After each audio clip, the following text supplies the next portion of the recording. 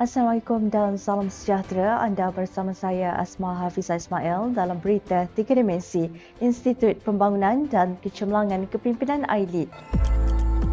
Yang Amat Berhormat Perdana Menteri Datuk Seri Ismail Sabri Yaakob berharap belia lebih celik dan cakna mengenai sistem demokrasi berparlimen serta memainkan peranan sebagai pengundi muda dengan pelaksanaan undi 18 seterusnya meningkatkan jati diri ke arah menjadi warga negara bertanggungjawab menjelang Pilihan Raya Umum PRU akan datang.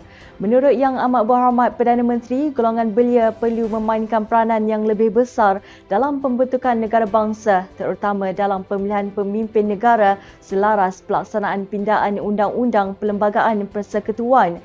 Tambah beliau lagi, pembabit anak muda yang dilihat semakin meningkat dalam arena politik negara merupakan petanda positif dan perlu dikembangkan dengan lebih meluas lagi. Negara telah mencipta sejarah baharu di mana golongan belia buat julung kalinya diberi hak dan mandat untuk mengundi pada Pilihan Raya Negeri PRN Johor pada 12 Mac 2022 lalu. Melalui hak mengundi itu, ia mencatatkan peningkatan kira-kira 28% dengan penambahan hampir 750,000 pengundi berusia 18 tahun ke atas daripada keseluruhan 2.6 juta pengundi berdaftar susulan pendaftaran automatik undi 18. Tegas beliau, pembabitan dan sumbangan generasi muda sangat diperlukan bagi memperkukuhkan semangat keluarga Malaysia dan berperanan dalam agenda pembangunan negara yang merupakan tunjang keutuhan keluarga Malaysia. AILID menerusi kluster modal insan terus mengorak langkah dengan melaksanakan program WowCare at AILID secara bersemuka di Kem Muasan Negara Ulu Kenas Perak yang telah dihadiri oleh mahasiswa dan mahasiswi dari Universiti Kuala Lumpur Royal College of Medicine, Perak. Menurut Encik Muhammad Asri Muhammad Hazir, Ketua Penolong Pengarah Kluster Modal Insan, program ini merupakan salah satu platform perkongsian pengalaman, idea dan subangsaran bagi golongan belia, khususnya wanita muda.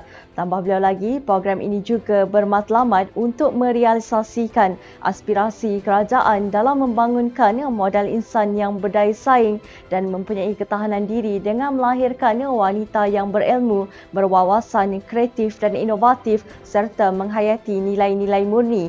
Ujar beliau, peranan wanita perlu diperkasakan seiring perkembangan semasa.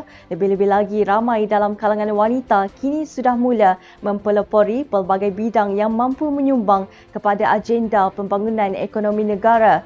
Semoga pelaksanaan program sebegini memberi peluang kepada golongan wanita untuk terus maju ke hadapan dalam usaha melahirkan pelapis kepimpinan negara kelak. Elemen patriotisme memainkan peranan penting dalam diri setiap rakyat Malaysia dalam usaha mengekalkan kemerdekaan yang telah dicapai selama ini. AILID menerusi Kem Muasan Negara Lipis Pahang mengambil pendekatan holistik untuk meningkatkan semangat patriotik belia dengan melaksanakan program bicara kenegaraan anak muda yang bertajuk Memupuk Semangat Kenegaraan melalui Warisan Sejarah.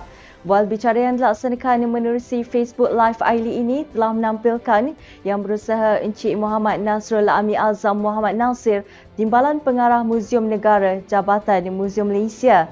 Menurut Encik Nasrul, menjiwai sejarah dan warisan merupakan satu siasah yang dapat membina identiti kenegaraan serta jati diri melalui penghayatan daripada pelakuan budaya, tradisi, khazanah, ketamadunan serta seni yang diamalkan dari zaman ke zaman.